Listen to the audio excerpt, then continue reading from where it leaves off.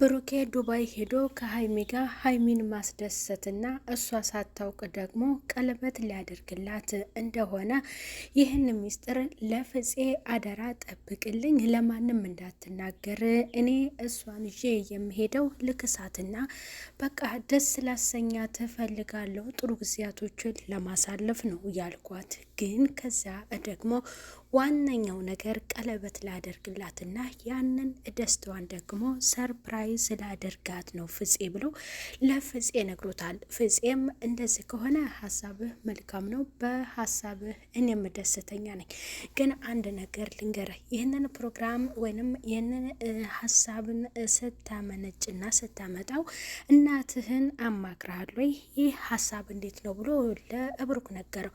ብሩክም ለእናቱ ብቻ ምስጢር እንደነገረ አይደለም መንገር ቀለበቱንም እንዳሳየ ለእናቱ ተናግሮ ያንን ደግሞ ለፍፄ መልሶለታል። እሺ መልካም፣ ታዲያ ለምን እናትን ይዘህ አትሄድም ብሎ ሲነግረው እማየንን ይዣት ብሄድ በጣም ደስ ይለኝ ነበረ፣ ግን እንደዚህ ደግሞ ፕሮግራም መካከል ሁለታችሁ ብቻ ናችሁ የምታስፈልጉት ብለው የብሩክ እናት ለብሩክ እንደመለሱለት ለፍፄ ብሩኬ ነግሮታል። ሀይሚ በመሄዱ በጣም ደስ ብሏትና ከብሩኬ ጎን ሆና የዱባይ ቆይታቸውን አጣጥመው እንደሚመለሱ በደስታ የብሩክን ጥያቄ ተቀብለዋለች። ብሩክም ሌላ በምን ላዝናናትና ላስደስታት ከመሄዳቸው በፊት እስኪ ላስቃ ተፈልጋለሁ ብሎ የገዛ ልብሶቿን ለብሶ በጣም አስቋት ነበረ። ጀርባውን ከኋላ ስታየው ማናት ቤቴ የገባችው እያለ የተለበሰው ልብስ የእሷ ልብስ ስለነበረ ደንግጣለ። ሄዳ ትካሻውን ነካ ስታደርገው ብሩኬ ነው። በጣም ደነገጠ። የሀይሚዬ ሳቅ በጣም ይለይ ነበረ። ብሩክም በሀይሚ መሳቅና መደሰት በጣም ደስ ብሎታል። ታዲያ የሀይሚ አባት ልጁ እንደምትሄድ እንጂ ለምን እንደምትሄድ የሚያውቀው ጉዳይ የለም።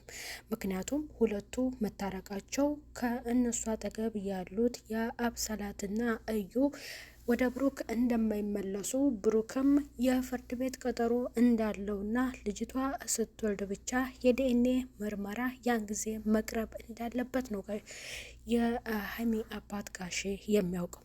ግን ሀይሚ አታውቅ፣ ለቤተሰቦቿም አልተናገረችም። ብሩኬ ብቻ ለእናቱ ምስጢር ስለተናገረ ብሩኬና እናቱ ፍፄ ናቸው ሶስቱ የሚያውቁት። ሀይሚ እዛ ሄዳ ምን ትል ይሆን? ሰላም ጤና ይስጥልኝ ውድ እየተከበራችሁ ቻናል ተከታዮች ቤተሰብ በሙሉ በያላችሁበት ዓለም ዳርቻ ሰላማችሁ ይብዛ። ለቻናሉ አዲስ የሆናችሁ ሰብስክራይብ እያደረጋችሁ ቪዲዮ ላይክ እና ሼር በማድረግ እስከ መጨረሻው ተከታተሉት።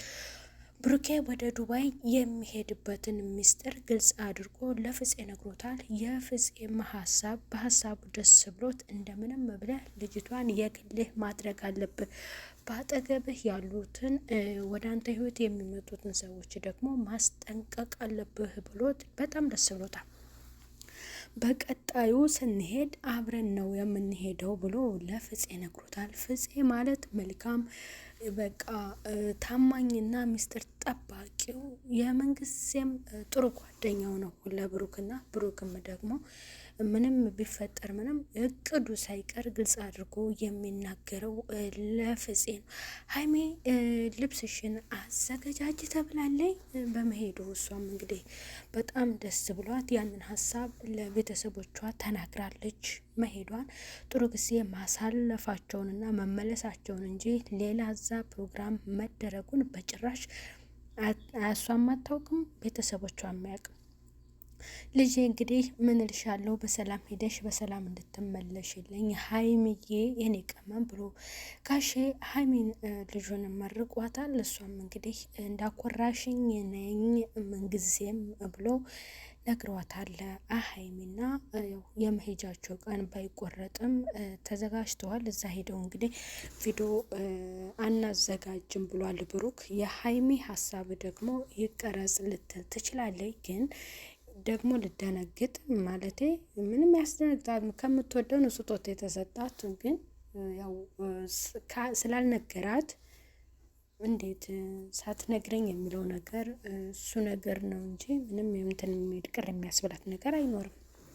ምክንያቱም ከምትወደው ሰው ነው የሚበረከትላት።